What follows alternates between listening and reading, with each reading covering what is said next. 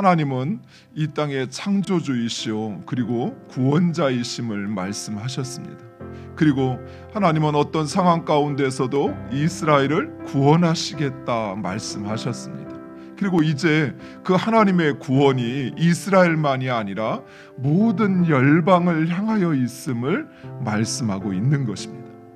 본문은 열방을 향한 그 하나님의 섭리와 계획이 언제부터 시작되어서 이루어져 왔는지를 말씀하고 있습니다.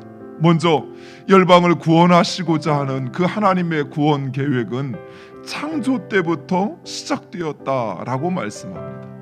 세상을 창조하신 하나님은 모든 피조물의 주인이시며 그리고 그들이 평안하고 복받으며 살기를 원하시는 것입니다. 하나님은 그들을 구원하기를 원하시는 것입니다.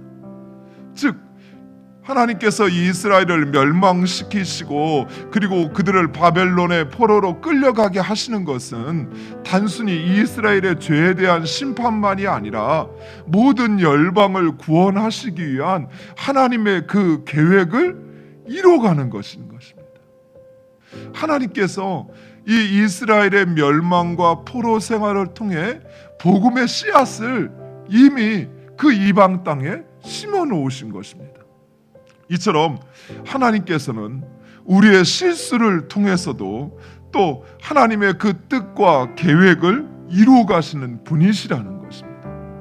따라서 우리는 일이 실패한다 할지라도 또 일이 내 뜻대로 되어지지 않는다 할지라도 그 선하시고 인자하신 하나님의 뜻이 이루어짐을 확신함으로 절망할 필요가 없습니다.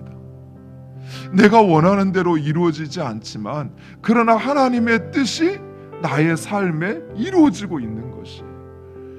두 번째로 하나님은 세상이 평화롭고 안전하기를 원하십니다. 하나님께서 땅을 창조하셨다는 것은 그 땅에 각각의 사람들이 그 터전을 만들고 그곳에서 자기의 삶을 살아갈 수 있도록 하나님께서 그렇게 질서 지으셨다라고 하는 것을 의미하는 것입니다. 그런데 다른 모든 왕과 제국들은 오히려 인간적인 생각으로 그 하나님의 질서를 흐트러 놓았던 것이에요. 혼란시켰던 것이에요. 그러나 이제 고레스를 통해서 하나님이 그 질서를 바로잡겠다라고 말씀하시는 것입니다. 세 번째로 하나님은 모든 사람을 구원으로 초청하시나 그러나 모든 사람이 구원받는 것은 아니라는 사실입니다. 그래서 우리는 항상 우리 자신을 깨어서 돌아보아야 돼요. 내가 내 삶 속에서 그 하나님의 공의와 하나님의 뜻을 실현하며 살고 있는지 그렇지 않은지, 아니면 형식적으로 명분적으로 그렇게 껍데기로만 살아가는지를 볼 수 있어야 한다라는 것입니다.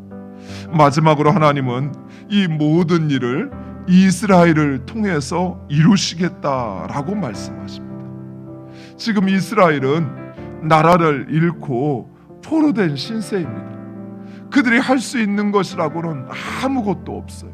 그런데 하나님께서는 바로 그 이스라엘을 통해서 하나님을 증거하고 그리고 하나님의 공의와 권능을 증거하시기를 원하신다는 것입니다. 하나님은 오직 그 하나님만을 신뢰하고 그리고 그 하나님을 인정하는 사람, 의지하는 사람, 바로 그 사람을 통해서 이 세상 가운데 하나님을 나타내시고 증거하기를 원하시는 것이에요.